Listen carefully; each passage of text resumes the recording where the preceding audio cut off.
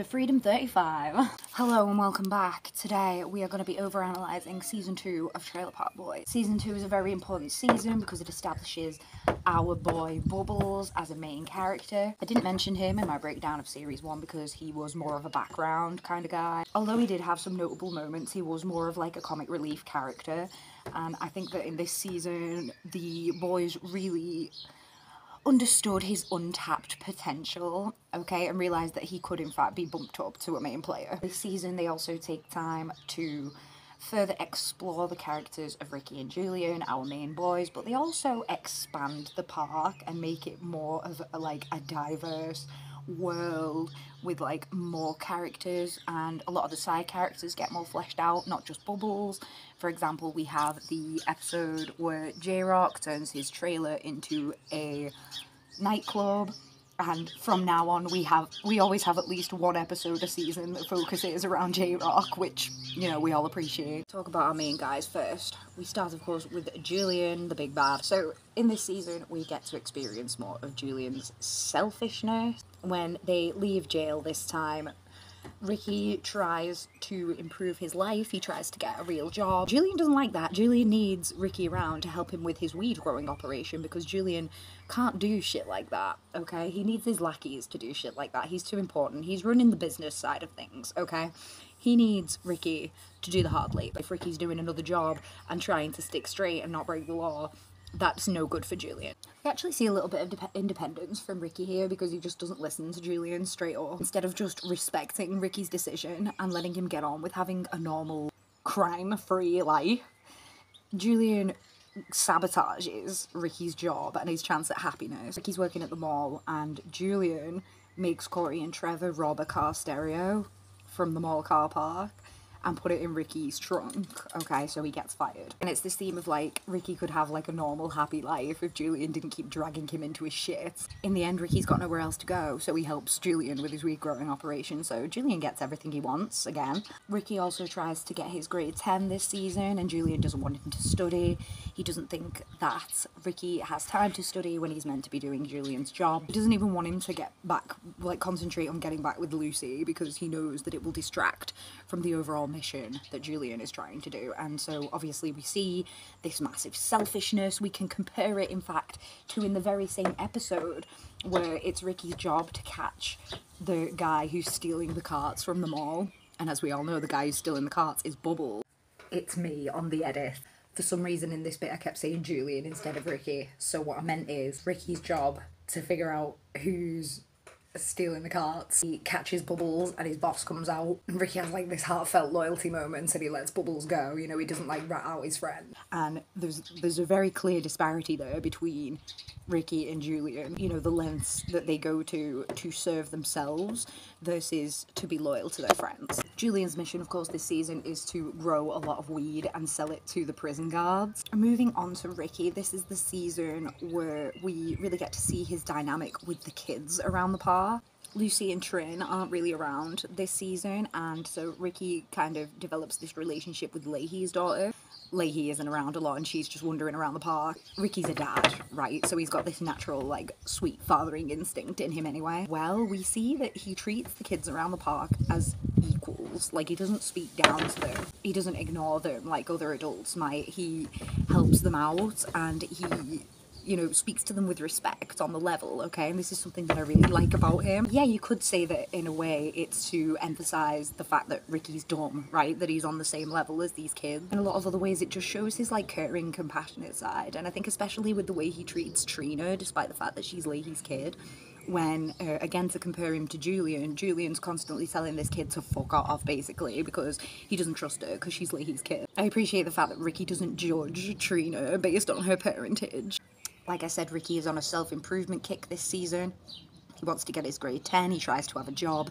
He tries to stay out of crime, but obviously that doesn't fucking work for him because Julian gets him fired. He does, however, sit his exam, and he gets an iconic moment in the last episode of the series where he gets Cyrus kicked out of the exam. Ricky's smoking and he gets caught and he, like, pulls Cyrus up for cheating and gets him kicked out. Get out of my Please class. Don't call her. Get out of my class. Please don't call her. Cyrus, knock knock. Who's it? Someone who just failed grade 10. I'll see you later.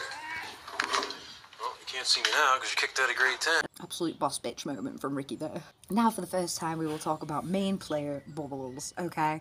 Bubbles in the earlier seasons is kind of a shy, introverted guy. You kind of get the feeling that he just likes to be included in the boys' schemes as much as he has his doubts about them. Bubbles is the moral compass, okay? He's the one who's always saying, oh, you shouldn't be breaking the law, is there not another way? He tries to put like caveats and things. He brings a much needed level-headedness to the group that was missing with the other two, and that's what really makes him fit into this trio dynamic. Something that we really love about Bubbles is that he looks after all the cats in the park. He absolutely loves them.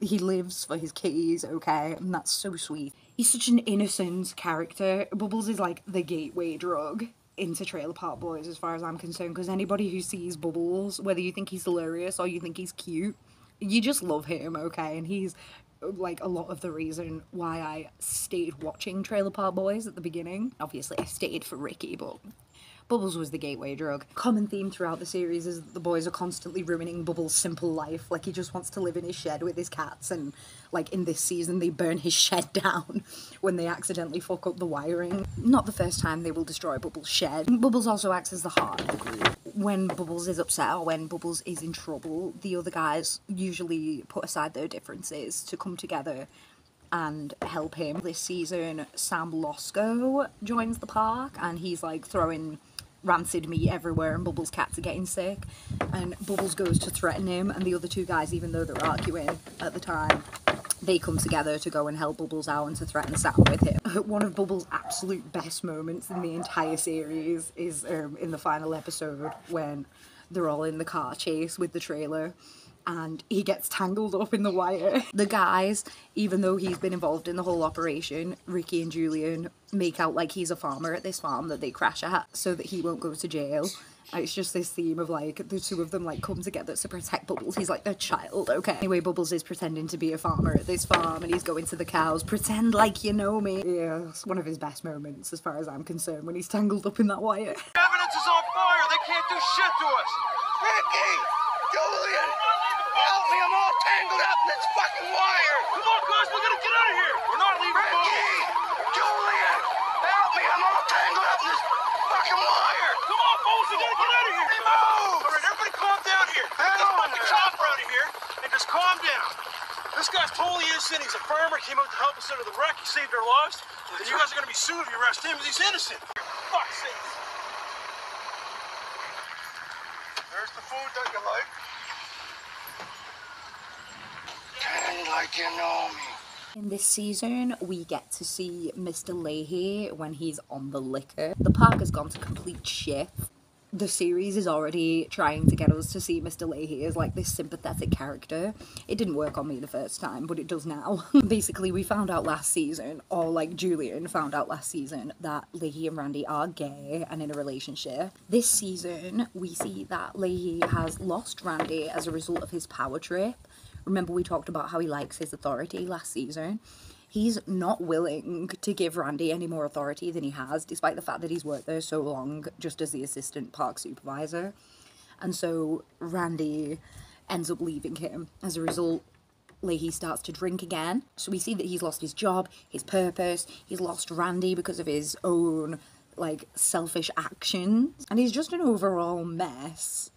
In the last season, he seemed like a genuine threat to the boys, but in this season, he's just this, like, sad old man who, when Ricky insults him, kind of just stands there and lets it happen. Jim's relationship with Randy is definitely one of my favourite parts of the show, and probably why I came to like Lahey in the first place, because in all honesty, they are goals. In this whole drama with them, Randy doesn't really want the authority, he wants the respect. He wants, like, the symbolism of Jim trusting him with a bit more responsibility, right? Which is why when Jim makes him the weekend trailer park supervisor, which is absolutely nothing, even just that small gesture is enough for Randy to come back to the fold and get back together with Jim. And we love that. The scene where Jim is fighting for his place as trailer park supervisor and he is like really bombing his speech, and then he sees Randy turn up and it just like uplifts him and gives him the power to make this speech that gives him the trailer park job back. Oh my gosh.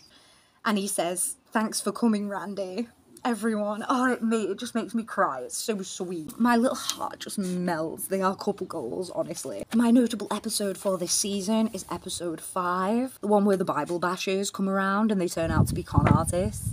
It's a fandom favourite, okay, but not just that. There are a lot of important character moments in this episode, but especially for Julian. This episode, we see again Julian's desire for love get in the way of his plans, and it's not a lot that we see Julian get distracted from his main goal. These little moments are really important for his character. Like I said last time, Julian's mysterious, okay? We don't really find out a lot about him episode by episode. He doesn't really get a lot of development. So these small moments reveal a lot about his character. Like, he falls in love with the girl who's the con artist, and as a result, they end up getting all of their weed stolen because he, like, allows her to distract him while her partner comes in and takes the truck. Julian desires love so much that he fucks up, but it's not just that, it's the fact that afterward, he doesn't even try and, like, manipulate his way out of the situation. Like, he's so upset that this woman didn't really love him that he just owns up to the fact that he fucked up. And that's really out of character for him. It's another one of those small moments that just really makes me like him. As well, in this episode, Bubbles is the one who saves the day. He's the one who has the guy with the trailer tailed so that they know where all the weed is gone. And so he really becomes part of the threesome in this episode. He really cements his place as part of the group and a valuable member of the TBB crew. Plus, at the end of this episode, Corey and Trevor get a high five, which is, like, iconic. They've been angling for a high five since the beginning of the show. So for them to only get one in episode 5 of season 2, you know, they've been angling for one for quite some time. That's a pretty wholesome moment. Got a lot of iconic moments in this episode as well. Of course, the classic. Have you read the Bible? Maybe I have, maybe I haven't. What's it to you? Can you read, my son? Well, that depends. Can you go fuck yourself? Well, that depends. Can you go fuck yourself? Ricky obviously revealing that Ray, his dad, told him the best way to romance a woman is by buying her Chinese food, which is true, okay?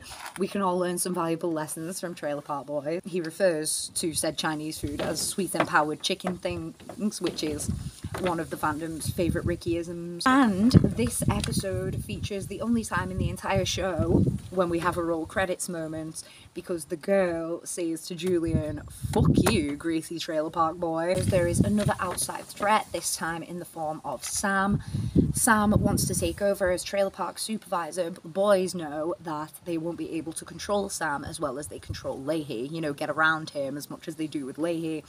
And the entire park obviously sees Sam as this outsider, so none of them actually, like, want him in this place, even though he might actually be better for the park. So the whole park backs Lahey, which is, like, you know, better the devil you know, but it also backs up this sense of, like, family and community that I was talking about last time, where even though a lot of them don't like Jim, they still want to back him and they still want to see him succeed because he's part of the family.